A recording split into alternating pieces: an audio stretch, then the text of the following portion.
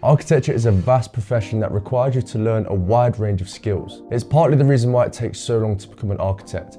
There is so much to learn. But if you can learn these 5 key skills, you will be successful in architecture.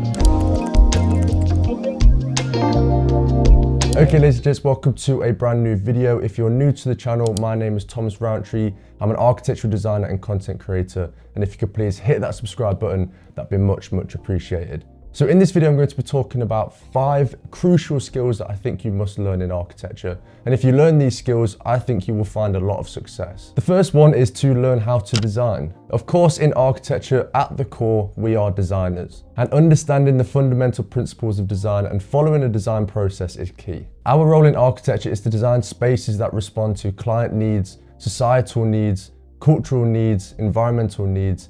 And in order to do so, we need to learn a range of design skills. Being able to take an initial idea or concept to take it all the way through to a fully fledged functional design and building, you need to learn the following skills. You need to learn how to conceptualize, to draw, model make, visualize, to think critically and creatively.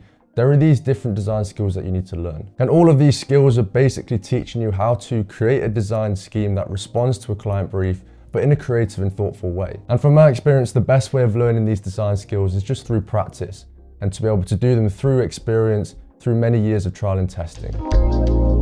The second skill is communication. Good communication is paramount to the success of any architecture project. Communication ensures clarity and understanding between many project stakeholders.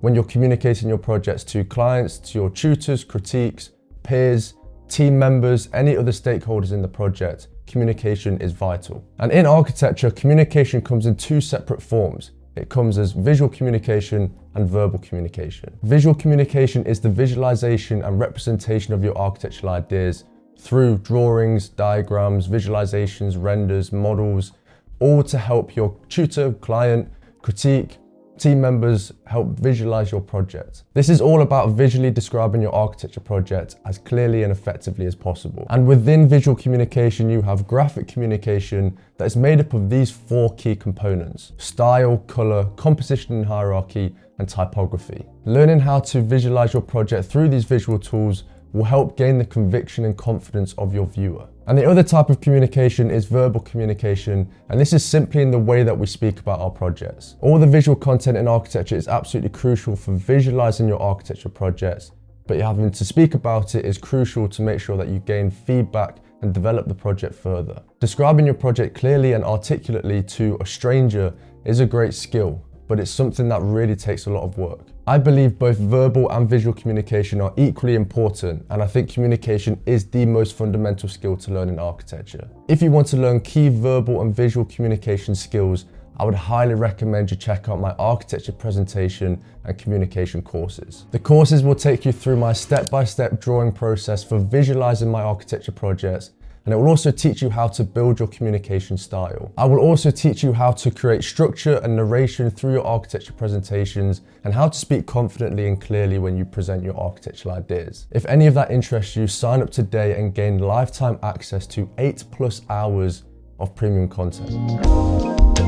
Skill number 3 is to learn how to problem solve. We are constantly problem solving and adapting to challenges and client needs and site conditions and constant constraints that are going to pop up during an architecture project. Hence, learning how to find creative solutions and problem solve in those moments is key. And a few problem solving skills that I think are crucial to learn are critical thinking, creative thinking, and collaboration. Analytical thinking is the process of finding complex design problems, breaking them down into small manageable components, and finding a way of working around them or working with them in order to find a solution. Creative thinking is the process of thinking creatively.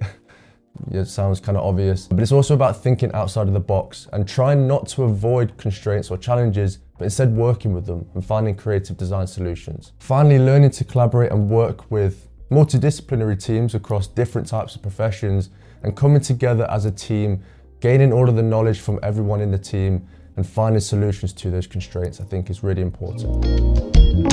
Skill number 4 is learning time management. Architecture is quite an intense and pressured industry. I think if you're a part of that, you will be well aware of that.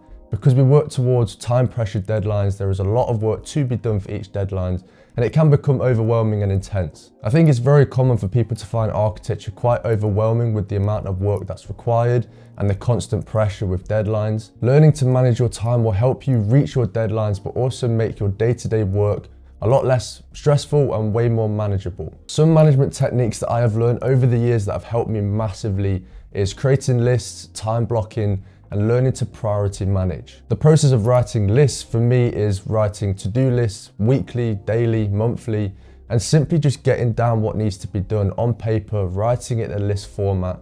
And it's the first step that will just help me organize and schedule my time. And once I have a list of everything that needs to be done, I will then make a time block for those tasks and define how long those tasks are going to take me. These blocks will block out my days, weeks, and months so that I've got a schedule and plan that I can work towards. And I would definitely encourage you to stick to your time blocking as best as possible and make sure you plan in regular breaks into your time blocking. That is crucial. And then there's priority management. And anyone in architecture will understand that you're constantly thinking, what is the most urgent task to do? What is my priority? What should I spend my time on? And I think this is where priority management is key. Effective priority management will make sure that the key components of a project are done urgently and put as the priority to make sure that the most important things are done so you can focus on the smaller tasks further down the line. Essentially, it's just organizing your time and the tasks to make sure that you are putting the urgent stuff first and make sure that they get done. And then things that aren't so urgent are getting put behind in the distance. And I think that is a really important structure to create when you're scheduling and organizing your time. And the fifth and final skill that you must learn is curiosity. While you may argue that curiosity isn't a skill, I think in architecture it is so crucial to explore new ideas, to learn new skills, to learn new processes, to learn more, learn as much as you can, and just to be curious. A really great piece of advice that I read in the Architecture Competitions Yearbook 2023 was that we must keep curiosity alive. Architecture is an ever-evolving journey, a path of continuous learning and growth. Each project, no matter how small it may seem, represents a unique opportunity to hone skills and express distinct visions. Embrace every challenge as an open window to innovation, where you can channel your creativity and nurture an architectural world in constant evolution. Curiosity will be your guide, urging you to question, explore, and propose fresh solutions.